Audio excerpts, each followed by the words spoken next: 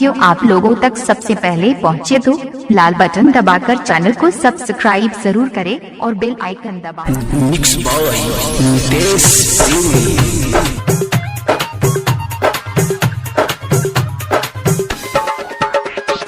Mix by DJ Kanchan Raj Hajipur Vaishali.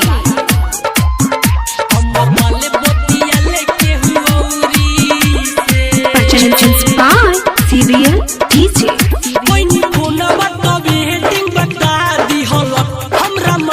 सच्चाई जना दिहल के सच्चाई भाई दिहल कोई फोनवा तो बेटिंग बता दिहल हमरा मालिक के सच्चाई जना दिहल अब दिल न देह में कोनो छौड़ी के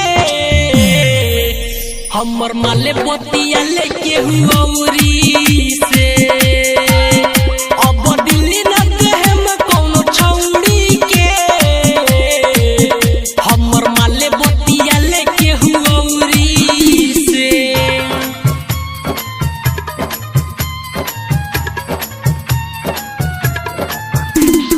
mix by DJ Kanchan Raj Hajipur Vaishali.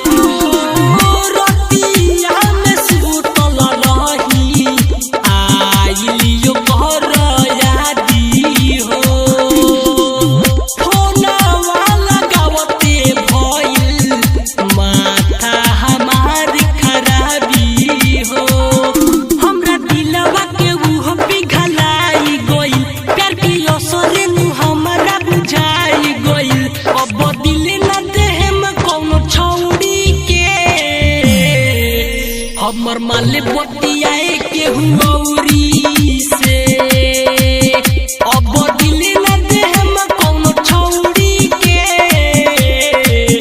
हमर माले बतिया लेके हुऔरी से परचेंस by serial DJ mix by DJ Kanchan Raj Hajipur Vaishali.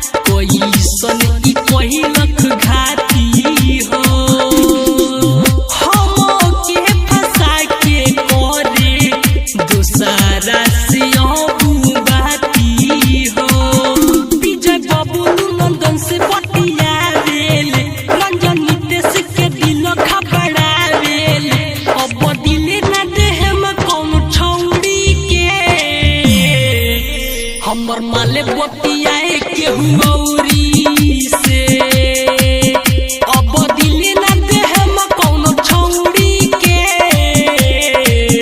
हमर माले बतिया लेके हुऔरी से। विक्रांता रिकॉर्डिंग स्टूडियो मोती।